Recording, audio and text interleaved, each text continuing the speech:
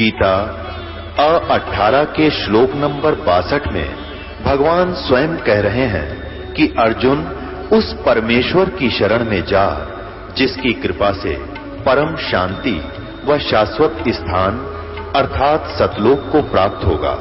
वो परमेश्वर कौन है, कहां है, कैसा है, जानने के लिए कृपया अवश्य सुनिए जगत गुरु तत्वदर्शी संत रामपाल जी महाराज के अमृत वचन।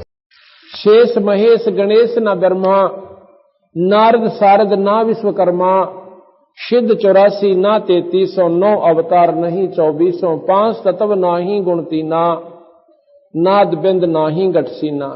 ये चित्रगुप्त ना कीर्तनम बाजी, धर्म राय ना पंडित का जी, धू धूकार अनंत युग बीते, जादन कागज कौ के नचीते। अब ये बात जो बताई कि यहां पर कुछ भी नहीं था, ना ब्रह्मा ना विष्णु ना शिव ना ये पृथ्वी ना पानी ना 5 तत्व ना 3 गुण, तो महाराज कहें कि वे उस समय बताओ तुम कहां थे। तो बोले जी फिर आप कहां थे। धर्मदास बोला जा दिन थे हम तख्त खवासा, जा दिन थे हम तख्त खवासा, तन के पाजी सेवक दासा, सांख योगन परलो परवाना। यहां पर शंखों योग से परलय थी और सतपुरुष के हम संग रहाना।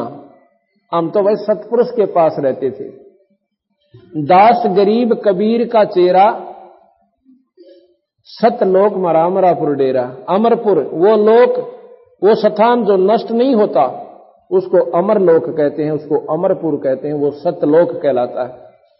अब यहां पर विष्णु लोक को अमर लोक कहते हैं ये भक्तजन जिन्होंने पूर्ण ज्ञान नहीं है। अमर लोक वो भी है लेकिन वो कुछ समय के लिए अमर है। जैसे काल बताया था कि 7 ब्रह्मा मरेंगे जब एक विष्णु मरेगा, और विष्णु शिव उपासक शिवलोक को अमर लोक कहते हैं, और 7 विष्णु समाप्त होंगे जब एक शिव की समाप्ति होगी। अमर ये भी है लेकिन ये अस्थायी अमर है, कुछ समय के लिए अमर है। वैसे तो जीव भी अमर है उमरता को ना, लेकिन दुख न्यो का न्यो। तो उस सतलोक में जैसे राजधानी तो चंडीगढ़ भी है और राजधानी वहां भी है, दिल्ली वाली भी है।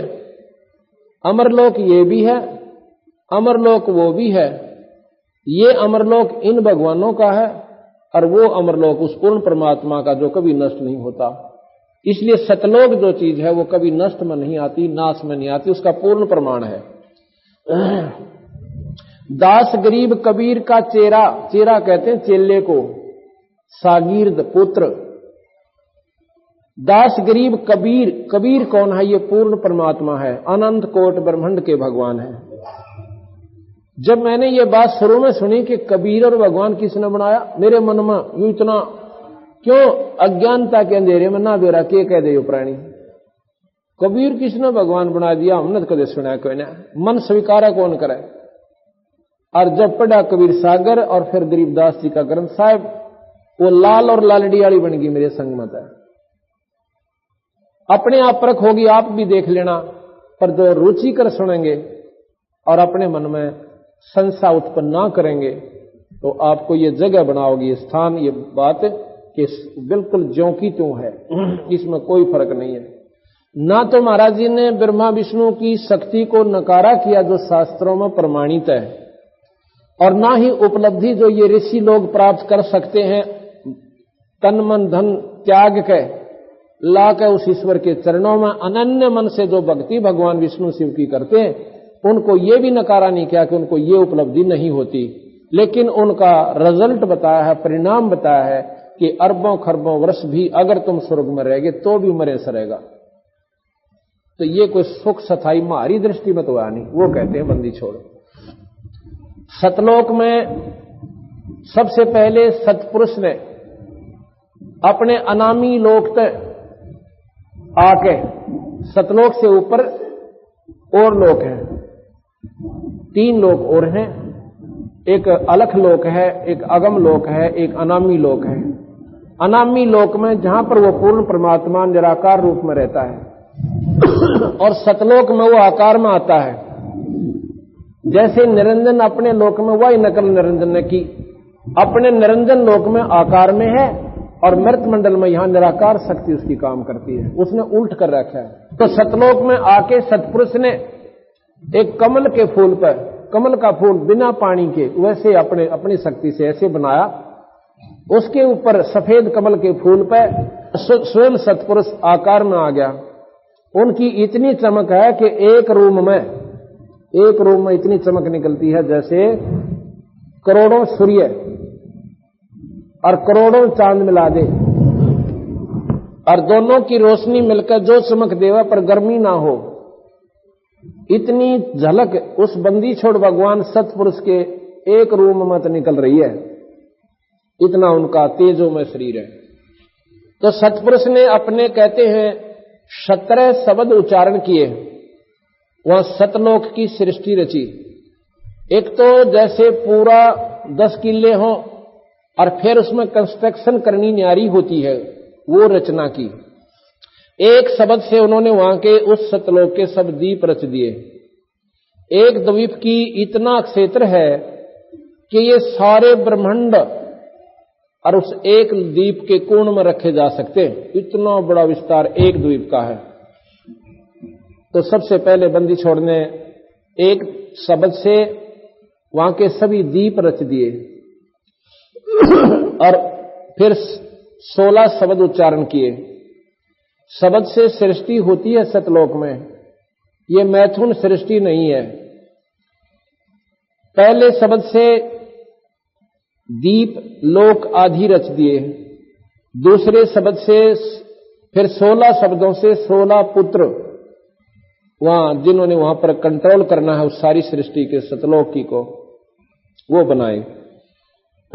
दूसरे शब्द से कूरम, ये पहला पुत्र है सतपुरुष का कूरम, उसी की नकल एक कूरम यहां इस मृतमंडल में, इसमें एक ब्रह्मांड में भी है, 3 लोक में कूरम यहां भी है। उसका नाम कूरम है, शकल कूरम जैसी नहीं है, कछुए जैसी सतलोक वाले की। यहां पर एक देव है, वो कूरम है, उसकी कछुए जैसी आकृति है और वो बहुत शक्तिशाली है। यहां भी उसको काफी उसकी शक्ति बताते हैं। दूसरे शब्द से कूरम, तीसरे शब्द से ज्ञानी, चौथे शब्द से विवेक, 5वें से तेज, 6ठे से सहज और 7वें से संतोष, 8वें से सुरत, 9वें शब्द से आनंद, 10वें शब्द से अक्षमा, 11वें शब्द से निष्काम और 12वें शब्द से जलरंगी और 13वें शब्द से अचिंत, 14वें शब्द से प्रेम, 15वें शब्द से दयाल और 16वें शब्द से धैर्य, 17वें शब्द से योग संतान। ये 16 पुत्र बंदी छोड़ सतपुरुष ने वहां पर अपने सतलोक में अपनी शब्द शक्ति से बनाए। इस प्रकार 17 शब्द उच्चारण किए, जिसमें 16 शब्दों से 16 सुत पुत्र, एक शब्द से सबदीप व लोक, मानसरोवर आदि रच दिए। 16 पुत्रों को अलग अलग द्वीप देकर रहने की आज्ञा दी। सभी पुत्र अपने अपने द्वीप में आनंद से रहने लगे।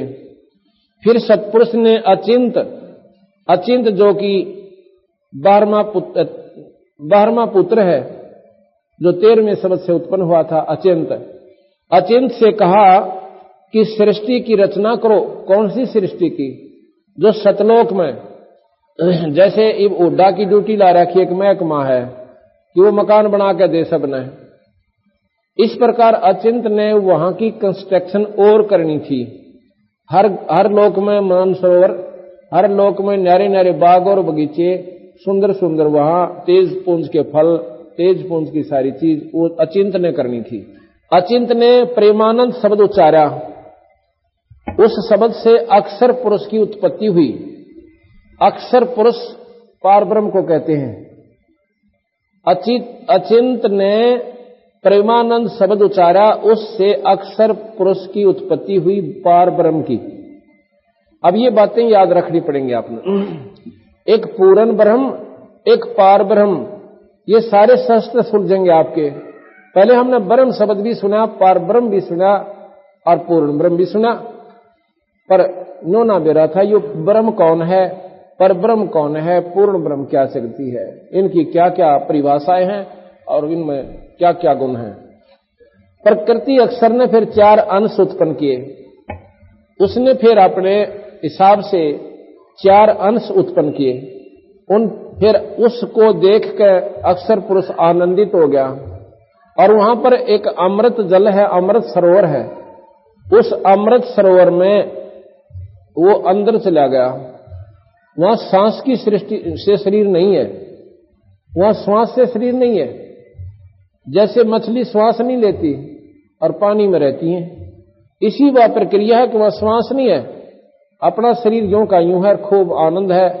तो उसमें वो चला गया और वहां जाकर सो गया, निंद्रा आ गई, आनंद में निंद्रा आ गई।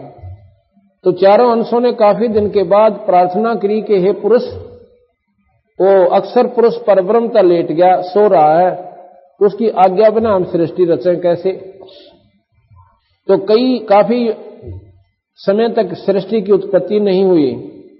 4 अंशों ने समाधि लगाई तथा सतपुरुष से पूछा कि अक्षर पुरुष तो निद्रा में है, सृष्टि कैसे रची जाए।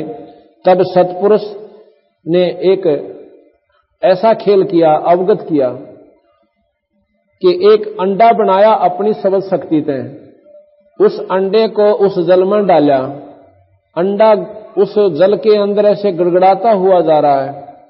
अक्षर पुरुष के बिल्कुल साथ से निकला, ज्यों ही उसके सामने आया इतनी जोर की आवाज आई जैसे बिजली कड़किया करे, और अचिंत उसकी अक्षर पुरुष की पारब्रह्म की निंद्रा खुल गई। जब उसने देखा पारब्रह्म ने कि ये कौन आ गया मेरे इसमें, उसके तेज से वो अंडा फूट गया।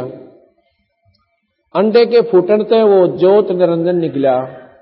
अब ये 17वां पुत्र है उस ज्योत सतपुरुष का, जो अंडे से पैदा हुआ है, तो उसी का, क्योंकि उसने सतपुरुष ने अपनी सबद शक्ति से अंडा बनाया, अंडा उसके प्रभाव से फूट गया, उसमें ज्योत निरंजन निकला। तो आकाशवाणी हुई कि अक्षर पुरुष तेने सृष्टि रचनी थी भाई, तो नींद में सो गया, इसलिए ये अंडा हमने भेजना पड़ा, और जो इससे ये व्यक्ति निकला है इस महापुरुष को साथ लेकर तू बाहर आ जा। दोनों बाहर आ गए, इसको कुछ मत कहना, क्यों नींद में गुस्सा हो रहा था उसने। और तुम दोनों अपने एक द्वीप में रहो, अचिंत के पास। अब देखो ये मन कितना खतरनाक है। सभी पुत्रों को न्यारा न्यारा द्वीप मिल गया, अचिंत को भी एक द्वीप मिला हुआ, उसी में अक्षर पुरुष, अचिंत यानी परब्रह्म, अचिंत और परब्रह्म अक्षर पुरुष, और उसी में निरंजन को कह दिया कि तुम भी इसी लोक में रहे। अब काफी दिन तक वो एक ही लोक में रहे। निरंजन ने सोचा कि एक द्वीप में हम तो 3 जने हैं और बाकी एक एक आनंद मारे, मैं तो अपना न्यारा राज लूंगा, इस एक में मैं नहीं रहता। इस मन का वही स्वभाव यहां पर उत्पन्न है। एक भाई के पास 10 गज जगह फालतू होगी तो दूसरा लठ ठा लेगा, अब राना के कुक्रम तार करे, इसने न्यारे क्यों दे दिया, हम तो 3 हिस्से करांगे 10 गज के भी, जब मानना है। तो जी क्या हुआ, निरंजन ने लिखा है कबीर साहब ने कि 70 युग तक एक टांग पर खड़ा होकर तपस्या करी। सतपुरुष ने सहज दास को भेजा, जो बेटा है उनका, जो 5वें नंबर का, तो सहजदास जाओ और निरंजन से पूछो वो क्या चाहता है। सहजदास गया, कहने लगा भाई के चावस है, पिताजी पूछे। कहता भैया नौकरो, ये लोक मेरे लिए थोड़ा है, एकला आदमी, पर यो मन का स्वभाव इतना गंदा है, जितनी लंबी कोठी होगी 1.5 आदमी रहेगा उसमें। क्यों 1.5 क्यों कर, घर में 3 प्राणी हो, एक पत्नी, एक पति, एक लड़का। लड़का स्कूल में चला जा और खुद वो मनमान भट्ठा पे लौटा रहा सारी रात, सारा दिन लू का मां, जो कोठी बना रखी गुणियों बड़ी लुआ में, आप भट्ठे पर रहना पड़ा, 4 भट्ठे हो संभालने भी पड़े, और घर में वह एक पत्नी रह बेचारी, अदो फारे पाछो लड़का स्कूल में था, 1.5 आदमी, इतनी लंबी कोठी बनाकर राजी हो से। वो मन है, ये सारे ये काम करवावे, भगवान की भक्ति में नहीं लगन देता इस जीवन में। तो इतना जब इतना बड़ा था, उसमें 3 रहने में क्या दिक्कत थी, एकला निरंजन रहना था। पर यो मन निरंजन है, इसने हमारे अंदर वही प्रक्रिया पैदा कर रखी जो इसका स्वभाव था, हर जीव में वही भर दिया। तो वो निरंजन ने कहा मैं तो अपने न्यारे लोक लूंगा और मेरी मांग परमात्मा सतपुरुष ने प्रार्थना करके पूरी करवा भाई, तेरा भला हुआ है। सहजदास ने कहा कि महाराज जी ऐसे ऐसे वो कहता है मैं न्यारा लोक चाहूं सो। जो बोला भाई ठीक है, इसने 70 युग तक तप किया है और तप के बदले राज ही मिलता है। ये बातें याद रखना आप जो मैं बता रहा हूं कि तप से राज मिलता है। उसने 70 युग तप किया तो 21 ब्रह्मांड सतपुरुष ने दे दिए, ले इनमें कूद ले कुड़े ताई जाओगा तो 21 ब्रह्मांड। ये एक ब्रह्मांड में हम बैठे जिसमें ब्रह्मा विष्णु महेश आदि का राज है। ज्योत निरंजन का 21 ब्रह्मांड पर राज है जिसको ब्रह्म कहते हैं। और पहले यहां नहीं थे, हम सतलोक में थे। अब सुनना, इसको जानते हैं। ये सारे शास्त्र जो उलझे पड़े हैं ना, शिव पुराण कुछ कहे, विष्णु पुराण कुछ कहे, ब्रह्म पुराण कुछ कहे, माता पुराण कुछ कहे, अब इससे वो सारे सीधे हो जाएंगे, बिल्कुल एक लाइन पा जाओगे। और आप भी पढ़ कर देखना दोबारा इनको, आपने हंसी आएगी कि लिखने वाले ने शुरू में गलती कर दी। क्यों कर दी? कि उसने आगे का बेरा नहीं था, आगे सारी ठीक लिख दी, शुरुआत गलत कर दी। विष्णु पुराण लिखा जब विष्णु जी को परमात्मा लिख दिया। क्यों? विष्णु उपासक इसने पढ़ेंगे वो राजी हो रहेंगे। शिव पुराण लिखने लगा, शिव पुराण पर कलम तोड़ दी। शिव जी सारी सृष्टि का मालिक, यही रचने वाला, यही ब्रह्मा विष्णु में इसका पैदा करने वाला। तो शिव उपासक उसने पढ़े, वो छाती टूटे, वाह भाई शिव जी सब तो बड़ा। अब तीनों या तो एक ही बड़ा हो सके और लिखने वाला एक लेखक, तो अब आपको सारा बेरा पटेगा कि यह सच्ची कहानी इस प्रकार की सच बात है। तो फिर क्या हुआ? उसको ये 21 ब्रह्मांड वहां दे दिए अचिंत के लोक में। ये 21 ब्रह्मांड भी अचिंत के एक द्वीप में ऐसे रखे थे जैसे इस सारी धर्मशाला में और एक मेज धरी हो कोण में। इतना विस्तार है उस एक लोक का, वहां पे एक द्वीप का। इसके मन में फिर को वो दुठी थोड़े दिन में कि इन लोकां का क्या करूंगा इसमें, कि मैं न्यारा कितना कुछ बनाऊं, कितना पानी बनाऊं, कितना तालाब हो, कितना पहाड़ हो, कितना बगीचे लागे हो, उड़ा घूम फिर काऊं। इसने फेर को वो दुठी 70 युग तक फेर किया। तो सिंध सहजदास से फिर पूछा कि भाई वो फिर उसने बहुत घनी साधना करी है, कि चाव है पूछिए।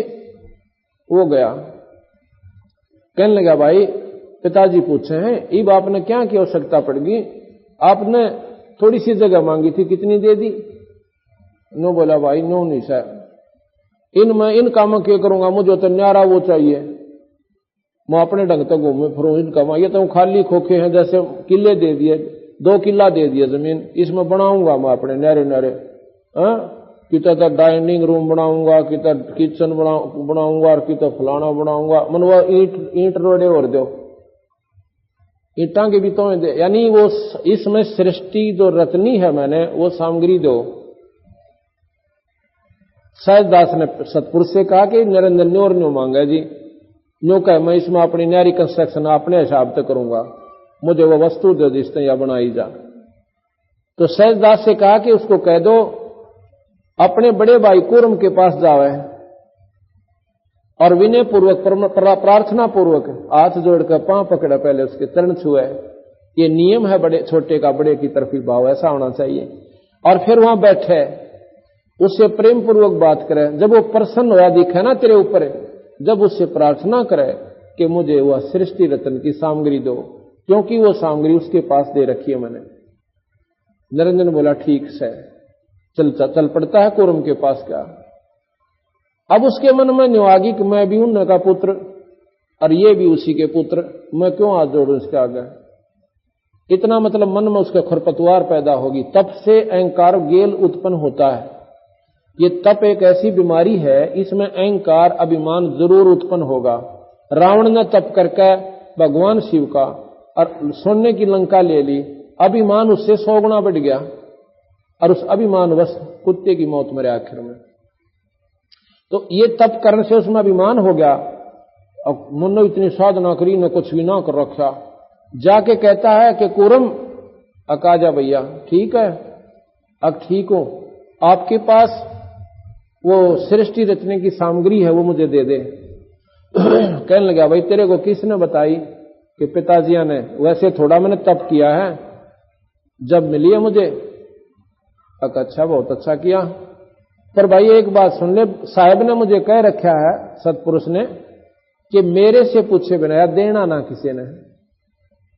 और मैं महाराज से एक बार बात कर लेता हूं, भाई बैठ जा, मैं जरूर देऊंगा, नाटता नहीं तुझे। अब संत कैसे पूछते हैं, वहां का आपस में डिफरेंस जैसे कलकत्ता और रोहतक का है, इतना फैसला, इससे भी मतलब अंदाजा बता रहा हूं, इससे भी ज्यादा फैसले पर वो आपस में उनके लोक हैं सतलोक में। और सतपुरुष की राजधानी वो न्यारी है। तो कहने लगा, मैं महाराज जी से टेलीफोन कर लेता हूं, जैसे यहां टेलीफोन करते हैं, और वो अब समाधि लगाकर टेलीफोन करते हैं, संत से जोड़ते हैं अपनी सूरत को परमात्मा से। संत कहने लगा, मैं बैठ जा, मैं अभी महाराज जी से पूछ लेता हूं, अपनी सूरत के माध्यम से वहां जाता हूं और साहिब के चरणों में अर्ज करूंगा और तेरी सामग्री तुझे मिल जाएगी। अब वो चिंत ने सोचा, उसने निरंजन ने सोचा, ये समाधि का ऐसा बूंदा झगड़ा हो सल, मनमानिया समाधि लग गई, यो 2 युग में उल्टा आवे, इतना मैं बैठा रहूंगा। समाधि का ऐसा होता है, जिसकी समाधि चढ़ जाती है वो ऊपर के स्थानों पर, ऐसे स्थान पर चला जाता है जहां उसने बहुत रमणीक चीज दिखाई देती हैं, और फिर इस शरीर की शुद्ध भूल जाता है मनमाना। तो अब 10 दिन में 1000 वर्ष में वापस आती है संतों की। अब बैठे रहते हैं वो ठंडे क्षेत्र में। उसने सोची वो क्या कई दिन का झंझट बनेगा, उसने तो ऐसे समाधि लाई अपना अभ्यास से 1 सेकंड में जाना था, उसने तो अभ्यास है उनका। और वो ऐसा शरीर जिसमें कोई विक्षेप को ना, इसमें 36 को बार बढ़े, करा मुश्किल तो समाधि लागन पावे।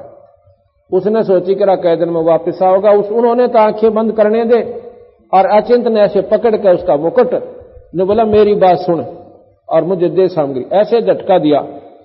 उसमें से कहते हैं ये सामग्री निकली जैसे 5 तत्व अपने आप उसमें तो निकलकर नारे नारे होकर, किधर चांद, किधर सूरज, किधर तारे, ऐसे ऐसे फैल गए, ये सब हो गए। ये सूर्य अपने स्थान पर, पृथ्वी अपने स्थान पर, इस पर सारे के सारे ये नारे नारे उत्पन्न हो गए। उसने सोचा ये तो मुकुट में सारा सौदा, उसने दूसरा और खींचा, 3 मुकुट उतारे, तो उसमें से ये सारा सामान जो आज ये सूरज, पृथ्वी, चांद, सितारे, समुद्र और ये ऊपर के लोक, ग्रह, परह, ये सारे उस अचिंत के मुकुट में तो निकले। अब यहां पर अनजान आदमी जो आज के ज्यादा विद्वान, साइंस को ज्यादा महत्व देते हैं, वो लोग नो सोचेंगे निरे को पौड़ फेल रखे, ऐसा क्या मुकुट होगा, ये बनावटी बातें हैं कि उसमें ये पहाड़ और पृथ्वी, चांद और सूरज कैसे आ गए। तो कबीर साहब साथ की साथ गरीबदास जी इसका प्रमाण देते हैं कि जैसे बड़का वृक्ष देखा आपने, वट वृक्ष, वो सारे रोहतक में का फैल सकता है अगर उसको आगे बढ़ने का स्थान मिल जाए। तो एक वट वृक्ष सारे रोहतक में का घूम सकर आगे भी जा सकता है। और वो उसका बीज क्या है, एक उसका फल होता है बेर जितना, और उस फल के अंदर बीज होते हैं। और कोई नो कहे कि इस इतने फल में 1000 बड़ हैं, 1000 वट हैं। कौन से वट? जो ये फैल रहा 2 किलो में का, ऐसे ऐसे इस वट के बीज फल में 1000 ये वट वृक्ष है।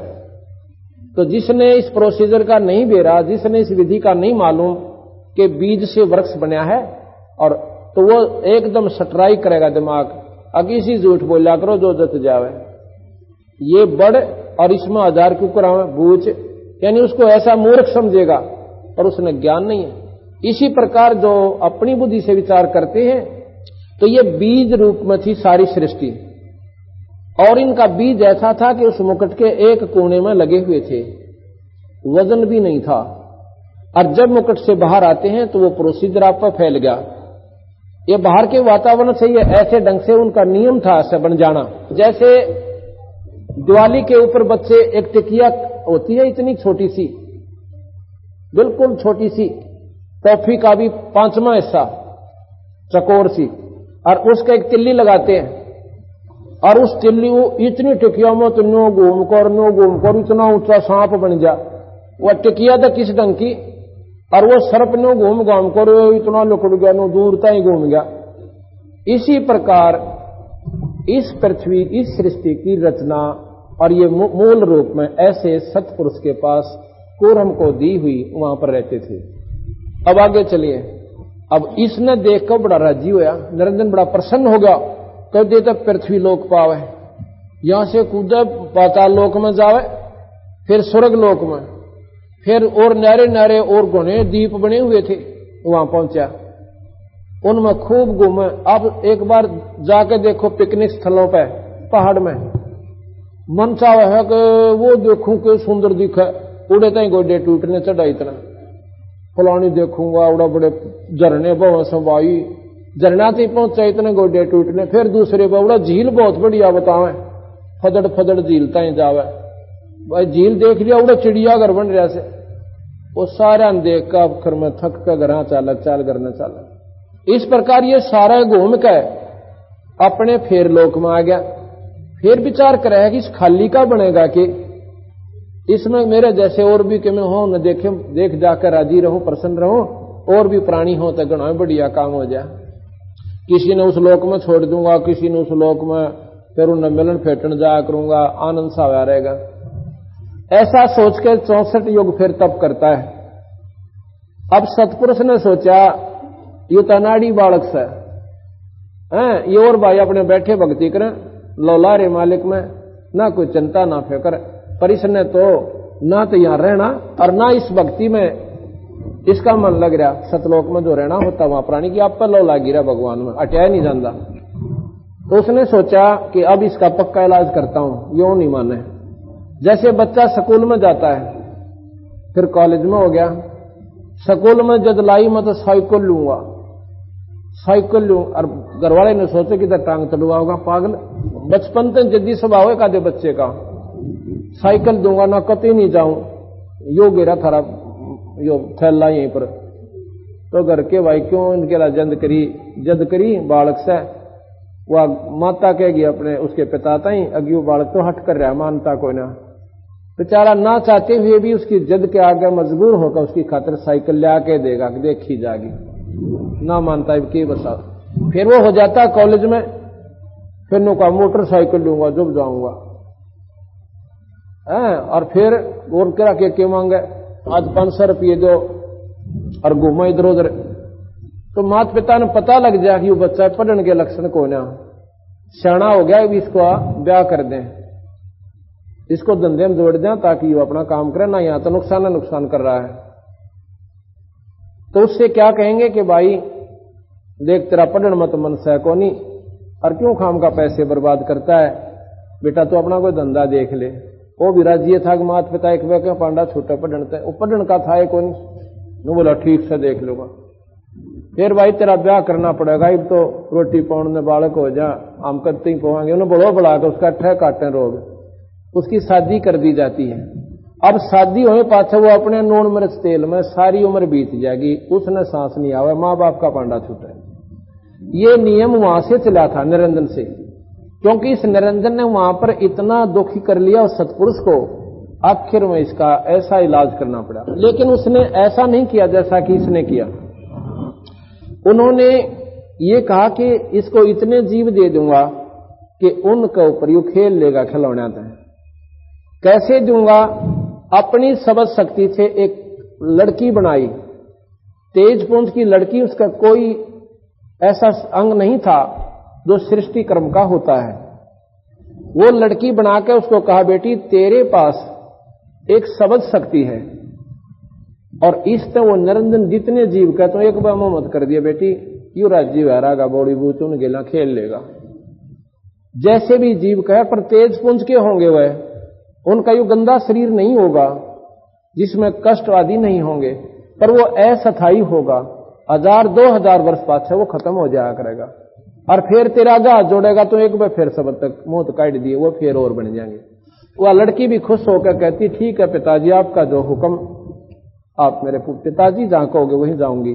शहजदास से कहा कि बेटा इस लड़की ने और निरंजन के पास छोड़कर और कह देना कि इसके पास ये सृष्टि रचने की सामग्री है। तो 64 युग जब तप किया, उसने कहा कि मुझे जीव दे दो ताकि मैं यहां पर इनके साथ अपना मन बहला लूं। तो इसलिए कहा कि निरंजन ये लड़की है भाई, इस बहन के पास ये सारे के सारे आप जितने जीव कहोगे ये बना देगी। अरे एक बार मुंह तो काटेगी जबान, और जितने तू जीव कहेगा उतने हो जाएंगे। और जो के तू जवान होंगे, लड़के भी और लड़की भी जवान होंगे, और जो भी तू कहेगा पशु पक्षी वो बिल्कुल पूरे जोड़े आएंगे। बोला बड़ी ठीक से, बड़ा खुश हुआ, बहुत अच्छी बात है। अब उस लड़की को वहां छोड़ करके सहजदास अपने लोक में चला जाता है। अब यहां से बीमारी शुरू होती है सारी। ये कहानी समझने जोगी है। उस निरंजन के मन में उस युवा लड़की को देखकर नीचता आ गई। इतना खोट हो गया कि लड़की भी समझ गई कि नजरों से पता लग जाता है भाईवान की नजर न्यारी हो से और नीच आत्मा दूसरे ढंग से देखा है। तो उस लड़की ने उसी समय बाप लिया कि ये नीचता पा चुका है। वह भी उस बाप की बेटी थी। जब उसने नीचता के लिए उतारो हुआ मुंह खोला निरंजन ने, लड़की ने सूक्ष्म रूप बना दो ना दिखा और उसके मुंह में चली गई, पेट में पहुंच गई। बाहर भाग्य ने छोड़ा को नहीं, क्योंकि उसकी शक्ति 1000 भुजा की, वो 8 भुजा की। और इस काल में यहां भी वही सृष्टि रच रखी है। औरत को अबला बना दिया तो भी होगी, क्योंकि इसने ऐसा जुल्म कर रखा हमारे साथ। अब पता चलेगा आपने इसकी सारी कहानी का।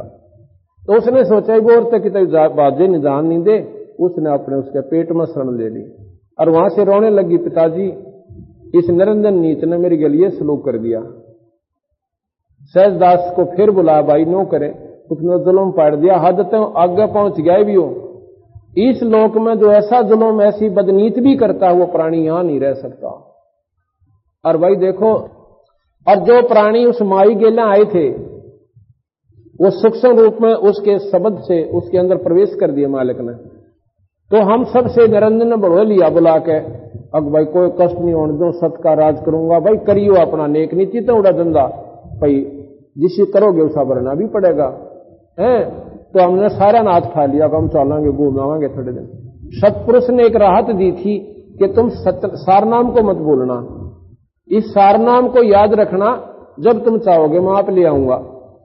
ये तुमने दुखी भी करे मान ले, क्यों इसकी मन बेरा है, नीचता से इसमें थोड़ी सी आपको तंग करे, दुखी करे, इस सार नाम से मुझे पुकार लेना, जब इससे मंडे रहना, इसको बोलना नहीं कतई भी। और भूल जाओगे तो मैं फिर प्रबंध करूंगा, किसी संत को भेजकर तुम्हें याद दिलाऊंगा। जब तुम जमा तंग हो लोगे, जब याद करोगे तुम्हें मालूम है। तो नाव जी हम भूलना है कोई नहीं, दोनों हाथों में लाडू, सार नाम ने भूलना नहीं, जब चाहेंगे आ जाएंगे। तो जी ठीक है भाई जाओ। तो क्या हुआ, तो सतपुरुष ने फिर सहजदास को भेजा कि भाई न्यू कर, उस निरंजन को 21 ब्रह्मंड समेत यहां से निकाल दे। अब ये सतलोक में नहीं रहेगा, इसने ऐसा जुल्म कर दिया और इसकी परिणाम स्वरूप इसको ये दंड लग गया, ये श्राप लग गया, ये कोड लग गया। 1 लाख प्राणी रोज खाया करेगा, 1 लाख सूक्ष्म जीव रोज खाएगा और 1.25 लाख उत्पन्न करेगा। और यहां से 21 ब्रह्मंड समेत इसको बाहर निकाल दे। आज के बाद निरंजन मेरे दर्शन नहीं करेगा, इसका नाम काल होगा। काल जो खाता है सबको। सहजदास आया, उस लड़की को उसको पेट से निकाला, शब्द से उसका पेट पाट दिया, जैसे ऑपरेशन कर देते हैं। लड़की बाहर आई और सहजदास के पीछे खड़ी होगी, इतनी डर गई। कहने लगा कि निरंजन ने सहजदास को भी मतलब अपनी शक्ति तो दबाना चाह, कि नीच कर्म करने वाला प्राणी अकेला चाह करे कि दूसरा ना आ जा तो उसने गड़े। तो उसने सहजदास को अपनी शक्ति से दबाना चाह। सहजदास में पुरुष की शक्ति थी, निरंजन की नहीं बसाई। फिर खड़ा हो गया, नौका में सब तब्द हो गया, खंबे की तरियां। और ने बोला भाग्य की सुन ले, सतपुरुष ने तुझा तेरे को सतलोक से निकाल दिया और यहां से 21 ब्रह्मंड समेत, और यह लड़की रही, और ले जा इसको यहां से। ये दे चुका बंदी छोड़ा आपको, अब इसको वापस नहीं लेता, और जाओ यहां से निकल जाता। 21 ब्रह्मंड समेत। और उस लड़की को भी कह दिया था कि तू जब चाहे सार नाम से वापस आ जाना। अब यहां क्या किया, वो लड़की भी वो लड़की कौन है? ये 8 भुजा वाली, ये आदि माया अष्टंगी, इसके समेत 21 ब्रह्मांड समेत ये निरंजन आगे आ गया। आगे रास्ते में सहजदास का लोक फेर पड़े, जो वहां से चला था ये, तो वहां आकर हाथ जोड़ा सहजदास, भाई मैंने तू यहां रख ले, मेरे गलती होगी, मैं माफी मांगू सो, और मैंने वहां विषय लोक में ना भेजो। सहजदास बोला, मैं महाराज जी से पूछ लूं, वो अपना पीछा छुटवाओ था, नाटूंगा तो फिर लड़ेगा, मैं महाराज जी से पूछ लेता हूं, कहेंगे तो रोक लूंगा, तेरी अर्ज कर दूंगा, हाथ जोड़ूंगा तेरी तरफ से। उसने सतपुरुष से फिर अर्ज करी, महाराज जी वो निरंजन फिर मेरे से प्रार्थना कर रहा है, कहा मैंने रख लो यहाँ पे। सतपुरुष ने बोले, खबरदार जो यहाँ रखा है, विषय लोक जाति नु बाचा, मन कर्म वचन से कहता हूं सहजदास, वो ये प्राणी यहां नहीं रह सकता, और जल्दी निकाल यहां से। तो वहां से फिर ये 21 ब्रह्मांड को लेकर शतलोक से 16 शंख कोश की दूरी पर हमें यहां ले आया। नील पदम शंख, 16 शंख कोश। कबीर साहब ने, गरीबदास जी ने ये डायमेंशन भी दे दी, ये पैमाना भी बता दिया कि इस 21वें ब्रह्मांड का ये आखिरी लोक है जिसमें हम रहते, ये आखिरी ब्रह्मांड है, और इसका आखिरी लोक है पाताल लोक। पाताल लोक से और सतलोक 16 शंख कोश की दूरी पर है, 16 शंख कोश, नील पद्म शंख। तो यहां आ गया ये। अब इसने सोचा, पिताजी हम जो करना था कर लिया, तो अपनी मनमानी करूंगा। अब उस लड़की की तरफ उसने फिर दोबारा बदनीत करी, उसने फिर प्रार्थना करी, निरंजन तू मान जा, घना दुख पावेगा, तेरी वाह बिरान माटी होगी, तेने संगवाई नहीं जागी, इतनी ढंग की सृष्टि होगी। ने बोला तू अपना काम करे। जबरदस्ती शादी करके 3 बच्चे उत्पन्न किए। बड़े का नाम ब्रह्मा, दूसरे का विष्णु और तीसरे का शिव हुआ। शेरा वाली इन तीनों की माता है। और शक्ति पुराण पढ़ के देखो, इसमें साफ लिख रखा है, शक्ति जो पुराण है, देवी का जो पुराण है, देवी पुराण में पढ़ के देखो कि ये तीनों जगत जननी है, जगदम्बा है, ये ब्रह्मा विष्णु महेश की भी माता है। लेकिन पिता का बेरा इसमें भी कोई ना, वो बंदी छोड़ने बताया। तो क्या किया, अब निरंजन ने सोचा 1 लाख जीव रोज खाऊंगा, यदि यहां स्वर्ग में रहूंगा तो सारे देवता मेरे से नफरत करा करेंगे, मेरे कहीं देखे भी कोई नहीं, सब प्राणियों को पता लगेगा। मैं ऐसे गुप्त शतान सजाऊंगा, ऐसे गुप्त रूप से इनको उठाया करूंगा यहां से, और ये मेरे पास आके और इनसे वो वासना निकाल के इनको वापस फिर उल्टे भेज दिया करूंगा। तो उसने जब ये तीनों बच्चे हो लिए, इस शेरा वाली माई से कहा अपनी पत्नी से कि माया बात सुन ले, अकां जी अब मैं तो दर्शन किसी प्राणी को देऊं को ना, मैं निराकार रूप में यहां रहा करूंगा, आपकी शक्ति मेरी निराकार रूप में यहां काम करेगी। मैं जाऊंगा अपने ऐसे लोक पे, ना वहां ब्रह्मा आ सकेगा, ना विष्णु आ सकेगा, ना यो शिव जी आ सकेगा। और ये तीनों परम शक्ति हैं, परम साधक हैं। बाकी जो उपासक तो ऋषि बन गए, अर्चय को महात्मा बन गए, वो इन तले तले, इनसे ज्यादा ये भक्ति ना तो कोई मार्कंडे कर सकता, और ना ही कोई दुर्वासा कर सकता, और ना ही वेद व्यास कर सकता, और ना ही सुखदेव कर सकता। ये सभी ब्रह्मा विष्णु महेश से नीचे के साधक हैं। ये तो सिर्फ इन्हीं के लोक तक जाने की साधना करते हैं, और वहां पर इनको ये बढ़िया स्थान दे देते हैं। तो वहां कहते हैं निरंजन लोक में नहीं आ सकते ये कोई भी। और बीच में 3 महाशून्य बना दी, 3 शून्य ऐसी बना दी। शून्य किसे कहते हैं? वोकम प्लेस, वो खाली स्थान जिसमें केवल प्रकाश दिखाई देता है। और फिर उनके बीच में ऐसी कंस्ट्रक्शन कर दी कि उसमें बहुत खतरनाक ऐसा लोक बना दिया जिसको ब्रह्मलोक की संज्ञा दे दी। उसमें वो सुख है कि यहां के स्वर्गों में भी कोई ना। जो प्राणी इस शून्य पार कर जाएगा उस ब्रह्मलोक में उठ गए और अपने जीवन को बर्बाद कर लेगा। वहां कमाई खाएगा, फिर वापस आ जाएगा। उसके बाद फिर अंधेरा ही अंधेरा है। उसके बाद फिर शून्य प्लेस है। शून्य प्लेस वो क्यों प्लेस में प्रकाश में है। कुछ शून्य है जिसमें अंधेरा है, और बाकी शून्य में बहुत सुंदर प्रकाश है। ऐसी ऐसी 3 खाई खोज रखी काल ने। कबीर साहब गरीबदास जी कहते हैं कि 97 बार 97 टाइम भगवान शिव ने अपनी समाधि लगाई, जैसे आप देखते हो समाधि में ज्यादातर रहते हैं। 97 बार कोशिश करी इन सुनों को पार करने की, तीसरी सुन को भी वो पार नहीं कर पाया, और चौथी सुन में निरंजन रहता है। गरीबदास जी महाराज कहते हैं कि 97 बार शिव शंकर जाया माने समाधि द्वारा ध्यान लगाया, और तीसरी सुन का मर्म नहीं पाया। 3 सुन में जम की जाली, आसन योग नाम बिन खाली। चौथी सुन लंघे जो कोई, उसका आवागमन बहोर ना होई। अब क्या किया, निरंजन इन 3 सुनों को पार करके निरंजन अपने लोक में रहता है। एक ही ब्रह्मांड की बता रहा हूं ये तो जी, और वहां से फिर वो सभी ब्रह्मांडों को कंट्रोल करता है। और फिर कह दिया कि माया तू एक काम करना, जब ये बच्चे सियाने हो जाएं, इनको सागर मंथन पर भेज देना। तो वो कहने लगी, निरंजन एक बात बता, तने जुल्म में गांठ नहीं गाल रखी मेरे संग में, भाई चलो मैं आ गई तेरे संग में, और बच्चे भी हो गए, अब तो कम से कम साथ दे दे मेरा। इतनी बड़ी सृष्टि ने, और मैं अकेली औरत कैसे संभालूंगी।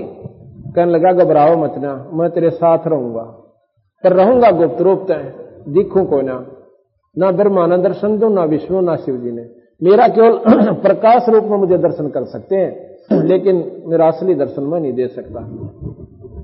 तो मैं बोली ठीक है, तेरे वश में आ गई, और क्यों में नाथ नचा के बसाओ बेचारी औरत का, निर्भाग आदमी पल्ला पड़ गया। तो वह वहां से अंतर ध्यान हो गया और अपने लोक में चला जाता है, निरंजन लोक में। उधर से बच्चे सियाने हुए, अपनी मां ने पूछने लगे, मां हमारा पिताजी कौन है। कहने लगी, बेटा थारा कोई पिता कोई ना, मैं थारा पिता और मैं तुम्हारी मां। अच्छा, ये बच्चा ने जैसे बता दिया भाई ठीक। जब वो बच्चे सियाने हुए तो आकाशवाणी होती है कि माया इनको सागर पंथन पर भेज दे। तो उस आदि माया ने, शेरा वाली अष्टंगी माई ने तीनों बच्चे से कहा, पुत्र तुम जाओ सागर मंथन करो। सागर मंथन कैसे करें माई, कि वहां पर तुम्हें एक पर्वत मिलेगा, सुमेरु पर्वत, और उसके चारों तरफ एक नाग लपटा मिलेगा तुम्हें, और उसको तुम दोनों भाई, तीनों भाई लाग के 2 आगे न लग जाना और एक पीछे ने। अपने आप करना तो निरंजन नहीं था सारा खेल, तो नीचे अपने आप एक कूर्म का रूप बना के कछुए का निरंजन उसमें प्रवेश कर गया, सुमेरु पर्वत तैयार पाया, और वो नाग के पकड़ कर दोनों उसको ऐसे सागर मंथन किया। थोड़ा ही लाया था, उसमें 4 वेद उत्पन्न हुए, ऐसे अमृत निकला, जहर विष निकला, जैसा भी प्रमाण है। तो चारों वेदों के लेकर ब्रह्मा अपने पास आ गया कि कहने लगे, बेटा पहले वस्तु कौन सी निकली, कि वेद निकले, दूसरा अमृत निकला, तीसरी बार ये बेराना क्या है इसमें। अच्छा, धन्यो करो पुत्र, वेद तो ब्रह्मा पढ़ ले, अमृत विष्णु ले ले, और भाई भोलेनाथ इस बाकी के पदार्थ ने तो पी ले भाई, पृथ्वी मत गिरना या सत्यानाश हो जाएगी, जल जाओगी। तो उसने मां के हुक्म से वो अपने कंठ में ठहरा लिया। अब इतनी प्रबल शक्ति थी उसमें, उन्होंने कंठ से आगे नहीं जाने दिया उसको, और कुछ दिनों के बाद वो जहर निष्क्रिय हो गया उस कंठ में रहकर। तो जब वेद ब्रह्मा ने पढ़े, उसमें पाया कि परमात्मा सृष्टि का रचने वाला एक और मालिक है, पुरुष है। वो कहने लगे अपने भाइयों से कि ऐसे ऐसे भाई, अपना पिता कोई और है। तो मां के पास आते हैं, कहने लगे माता जी, कहा भाई तो झूठी निकली। अब कैसे, आप कह रही थी हमारे पिताजी को ना, और वेद बतावा कि पुरुष और है। न बोले भाई है तो, पर मैं बताने में असमर्थ थी। क्यों? क्योंकि भाई अगर मैं तुम्हें बता देती कि तुम्हारा पिता 21वें ब्रह्मांड के आखिरी लोक में रहता है, और तुम मन मन जद ला लेंदे, पिताजी के पास ले चलो, हम तो रोने लग जाते। मैं कित लेकर जाऊं भाई, ना तो मैं जा सकती वहां पे, और ना बेटा तुम जा सकते। कहने लगे भाई माता जी यहां भी झूठ बोला, थोड़ी सी बात न लको है, छुपा रही है। ब्रह्मा बोला कैसे, कि वेद में लिखा है योग समाधि द्वारा हम अपने पिता निरंजन के दर्शन कर सकते हैं। माई बोली भाई दर्शन तक कर नहीं सकते, एक प्रकाश दिखाई देगा और उसने थारा काम चल रहा है कोई ना, जिसने वो प्रकाश दिखाई देगा उसमें सिद्धियां आ जाएंगी। जो बोले माँ तेरा यकीन मारे तो उठ गया, अब तेरी बात पर विश्वास करें को ना, मैं तो समाधि लाऊंगा और ऐसे वेदों लिखे अनुसार साधना करूंगा। ब्रह्मा और कहने लगी भाई ना पाया तो कि मैं भी कोई ना आऊं, ना पाया तो नहीं मिला तेरा पिताजी तो मैं भी नहीं आऊंगा माता। अगर अच्छा भाई ठीक से तेरी मर्जी जा। तिबके बसावा मां की अनाड़ी बाल टकरा दिया। 4 युग तक ब्रह्मा जी ने समाधि लगाई पर कहां दर्शन होने थे। ऊपर से आकाशवाणी हुई कि माया तने सृष्टि नहीं रचवाई। वो कहती है माई के सृष्टि कैसे रचवाऊं, वो तेरा जेठा पुत्र तो वहां जा बैठा समाधि लाकर तुझे ढूंढ रहा है, उसको कह दे मैं दर्शन देऊं नहीं, चाहे लाख वर्ष योग बैठा रहे, और कुछ ऐसा तरीका बना के वापस आ जा, उसको वापस बुलाओ। और ब्रह्मा ने तो सृष्टि रचनी और वो जा बैठा। तो उसने कहा कि क्या करूं कि एक लड़की बना अपने शब्द से और उस लड़की को उसके पास भेज दे। उसने एक गायत्री नाम की माया ने अपने शब्द से सृष्टि व लड़की बना दी। अब बेटी अपने भाई ब्रह्मा ने बुला के, अपने भाई ब्रह्मा ने बुला के लिया और उसको कह देना कि भाई मां ने याद करे हो और सृष्टि रचनी, भाई थारे बिना रची नहीं जाती, तेरे बिना। अच्छा माता जी। तो वहां जाके उसने आवाज लगाई कि ब्रह्मा ब्रह्मा, अरे ब्रह्मा खड़ा हो, मां बुलावे।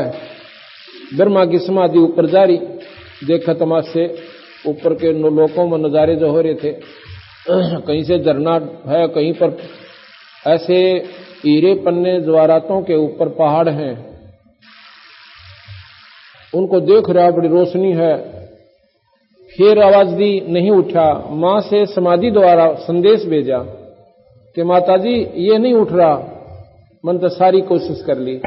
माई कहने लगी इसके चरण का अंगूठा, दाएं चरण के अंगूठे का अपना हाथ स्पर्श कर दे। जो ही उसने हाथ स्पर्श किया एकदम उसकी समाधि वापस आ गई।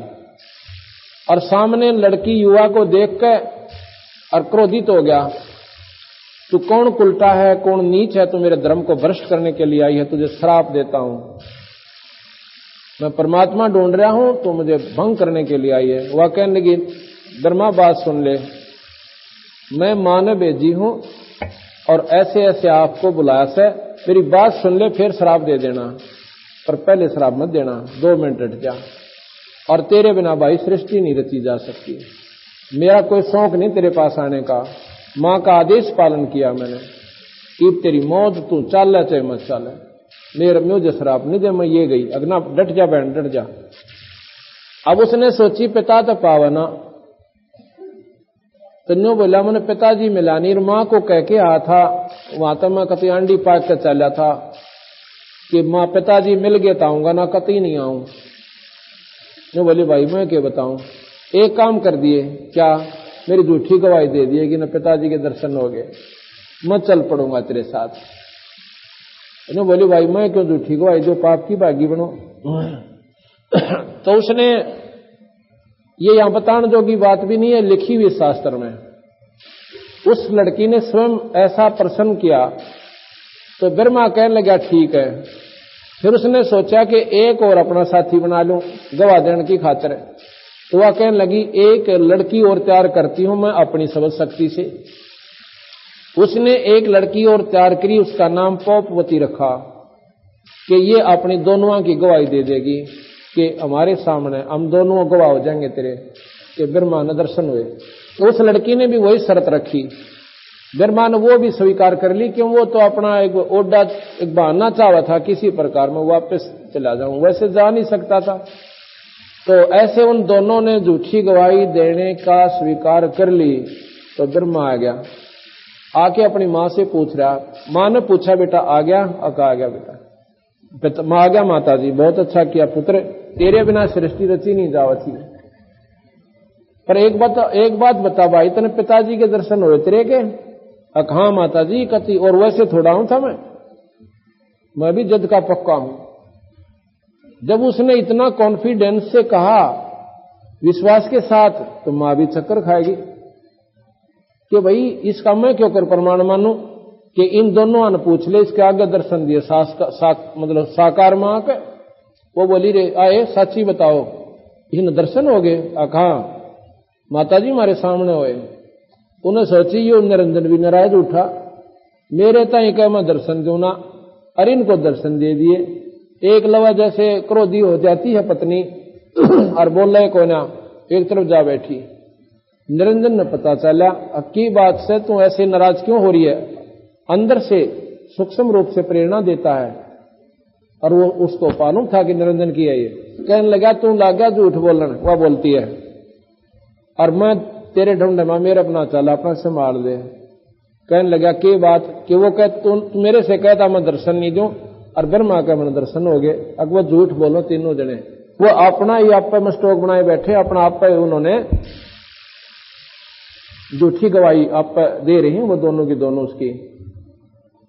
अच्छा पक्की बात है। वह गई गुस्से में आकर। अब जैसे दोषी हो ना, दोषी उसको पुलिस वाले पहले प्रेम तो पूछे और वो जान देने होगा जनाजी कतिये नहीं मन क्या चोरी करिए को ना, मैं तो मामा का जा रहा था, अरे एक ना और गेले ले जाएगा, पूछ ले भाई इस पर। तो उन्होंने सोचा साची बकदे ना जायज गड़ा जा। वो फिर पूरे प्रमाण इकट्ठे करता है और जब ने पक्का हो जाना ही तो 10 नंबर ही है किसका सच्चा था, तो उसने गेट का गड़ा है। फिर वो जब वो करड़ा बोला ना थानेदार, जब बनो का कहा जी मतलब चोरी उन दे रहा था कि इतना वो भी टांगेगा उल्टा, वो फिर स्वीकार कर लेता है क्यों चोट भी खाई। तो वो कहता है जी हाँ मैंने करी। तो जब मां करड़ी होकर गई रे तुम झूठ बोलते हो और मेरे को उस पुरुष की आकाशवाणी हुई है, आकाशवाणी का नाम छुड़ाना वो तो फीके पड़ गया कि झूठ बोलना क्यों कर। जब उसी ने कह दिया तो तीनों जने आसन लागे बांगा मुंह करके, जो कर आशा कर टेढ़ा मुंह करके, वह जानेगी निर्भाग्य तुमने झूठ बोली और मुझे बेवकूफ बनाते हो। तो उनने श्राप दे दिया माता ने उन तीनों को। ब्रह्मा को श्राप दिया कि तेरी पूजा जग में नहीं होगी, निर्भाग्य ने झूठी सी कसूती बोल दी, और तेरे वंशज जो होंगे तेरे कैसे होंगे, गुमराह करा करेंगे दुनिया ने और ठग ठग खाया करेंगे। अब ब्रह्मा ने यह बात सुनी, बेहोश हो गया। अच्छा काम बिगड़े थे। उस लड़की को श्राप दिया गायत्री को कि तूने ऐसा जुल्म किया है, तू जो है गौ बनेगी, गौ का रूप धारण करेगी। और तीसरी को श्राप दे दिया कि तू गंदे स्थान पर बूटी बनेगी। केवड़ा केतकी नाम बताया है ग्रंथ साहब में, तो केवड़ा केतकी नाम से गंदे स्थान पर उत्पन्न होने वाली जड़ी बनेगी और तेरे पास कोई नहीं जाया करेगा, दूर तो बदबू आया करेगी तेरे मन में। जब ये तीनों को श्राप दे दिया, ऊपर से निरंजन ने कहा कि माया तूने जुल्म कर दिया, तूने श्राप नहीं देना था इन बच्चों को, गलती होगी थी। अब मैं तुझे श्राप देता हूं कि तुम द्वापर युग में द्रौपदी बनेंगी, तेरे 5 पति होंगे।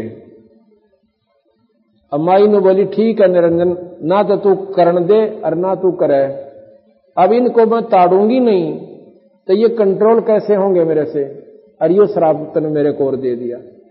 फिर कहती है विष्णु जी को बुला के बेटा बात सुन, अब ब्रह्मा जी ने तो ऐसे ऐसे आपके पिता के अपने के दर्शन करने गया था, इसने तो मिला नहीं, और तू भी कोशिश कर ले कहीं फिर बीच में समाधि लाकर बैठ जाओ या सृष्टि रचनी है। विष्णु जी वहां से चल पड़े, शेष नाग के लोक में पहुंच जाते हैं। ये सारे शास्त्रों का निखार बता रहा हूं आपको, कति एक रस हो जाएंगे, कोई संशय नहीं रहेगा। सारे पुराण, सारी शास्त्र, गीता, भागवत, रामायण एक रस होती आ जाएगी। वहां जाके और वहां पर शेषनाग उत्पन्न हो लिया था, सागर मंथन से पहले निरंजन ने अपनी शक्ति से पैदा कर दिया था। शेषनाग के लोक में पिता को ढूंढता हुआ विष्णु पहुंचा तो शेषनाग ने सोचा कि मेरी ज्यूरिडिक्शन में, मेरी सीमा में ये कौन आ गया, और जैसे जोटा अपनी ज्यूरिडिक्शन बना रहा, दूसरा जोटा आ जाए उसने सर फड़वा ले, मार दे, मेरे लिए अब कैसा आ गया यू, इसी प्रकार हम सब में व्यर्ती है। राजा ने अपनी जुरिडिक्शन बांट रखी है, अपनी सीमा बना रखी है। तो जब वो पहुंचा तो एकदम सोचा ना समझा 1000 फुणों से और अपने जहर का वो एकदम फुंकारा मार दिया, जैसे आंधी उठ कर, और विष्णु जी दिखाई भी नहीं दिए और सारा शरीर सांवला हो गया। अब जब वो हट लिया जहर का वो अंधेरा सा, उसने देखा ये आया कहां से। देखा है तो 1000 फुणों ने शेष नाग नौकरे खड़ा है कि आगे आगे तो डसूंगा। ये तो तेरे को एक अल्टीमेटम दिया कि भाग जाए यहां से। अब विष्णु जी ने सोचा ला इसकी अभी गर्दन दबाऊ, नकम्मे ने कोई बात हुई या मैंने कुछ कहा ना, कुछ सुना नहीं है, और इसने कोई बात हुई ऊं कह देता, बता वही यहां पर मैं चला जाता, इस कीड़े ना भी मारता हूं। जब वो चला तो आकाशवाणी निरंजन ने सोची कि ये तो लड़ मरेंगे आड़ सारे, सृष्टि रचे को ना। आकाशवाणी करी कि विष्णु अब इसको मत मार, जब तू द्वापर युग में कृष्ण बनकर जाओगा तब इसका बदला ले लेना। इसने रगड़ दिए पर ईब ना कुछ कहे, और ये भी वहीं जाओगा, काली दय में उत्पन्न होगा। तो शांत होकर जाके अपनी मां ने साची बता दे कि मैं दर्शन तो तेरे तुमने किसी ने नहीं दूं भाई, मुझे कोई दर्शन मेरे नहीं कर सकता, अर्थे कितने युग घूम ले, और अपनी मां ने साची बता देना, तेरा ब्रह्मा वाला हाल हो जाएगा। विष्णु जी वहां से वापस आ गया, आके मां ने पूछा कि पुत्र पिता के दर्शन हुए? अगर नहीं मां मुझे नहीं हुए। तो मां ने छाती से ला लिया, अग बेटा तू सतवादी होगा और तेरे को पालन पोषण का महकमा देती हूं और तेरी जगत में वाह वाह वाह करे की तो सतोगुणी होगा। उधर से फिर भगवान शिव बुलाया कि आजा बेटा, तेरे 2 भाइयों ने तेरा पिताजी मिला नहीं, यानी परमात्मा दर्शन नहीं हुए ज्योत निरंजन के, अब तू भी अपनी कोशिश कर ले। शिव जी कहने लगे मां जब बड़े भाई ने नहीं मिला और मेरे से विचलन नहीं मिला तो मैं तो कोशिश ना करता, पर एक काम कर दे माई, एक रहम कर दे मेरे पर, एक वर दे दे अकमांग भाई कि ईसा वर दे दे मैं कदे नहीं मरूं। नो बोले भाई ये तो मेरे बस का कोई ना, ये तो इस निरंजन लोक में हो ही नहीं सकता कि जन्म मरण ना हुआ है। जो पैदा होया सब वो मरेगा और जो मरा सब वो पैदा जरूर होगा। जैसा मैं एक कथा जो शुरू करी थी बीच में छोड़ गया था, हैवग्रीवा जो था उसने साधना करी थी तो प्रश्न बता दिया था तो ऐसा है। तो वो माई कहने लगी भाई जो पैदा होगा वो मरेगा और जो मर गया उसका जन्म जरूरी है, पर पुत्र तेरे को एक तेरे पर रहम करती हूं, तन विशेष रस करी है। वो क्या कि एक विधि बताऊंगी, तेरी आयु सब तो लंबी हो जाएगी। अकमा यह बता दे कि तू ज्यादातर समाधि में रहना और अपने प्राणों को 10वें द्वार पर रखना और ठंडे क्षेत्र में रहना, तेरी आयु सब तो लंबी हो जाएगी। तेनू बोला ठीक है माता जी। तो भगवान शिव जी ज्यादातर समाधि में रहते हैं, आप देखते हो उनके अर्ध समाधि में रहते हैं। कोई समय आता है जब अपना उसने प्रलय करनी होती है, जब प्रलय के लिए आदेश दे देता है उसके बाद फिर समाधि में बैठ जाता है। बाकी यहां पर जो घटना है उसने प्रेतों की ड्यूटी ला रखी है, गणों की। जो भी यहां पर कोई मारना है, मरवाना है, एक्सीडेंट करवाना है, ये वो गण करवाते हैं शिव के, ये प्रेत कराते हैं, वो नहीं करते। और जब प्रलय करनी होती है, जब वो स्वयं आंखें खोलते हैं, तीसरा नेत्र उससे नष्ट कर देते हैं। क्यों करते हैं अब पता लगेगा। इसके बाद आकाशवाणी फिर हुई कि तीनों पुत्रों का ब्याह कर दे। अब किसके संग कर दूं कि या तू सोच किसके साथ करना है। तो माया ने तीनों पुत्र बुलाए, ने बोले बेटा ऐसे करो, अब तुम ब्याह करने जोगे होगे।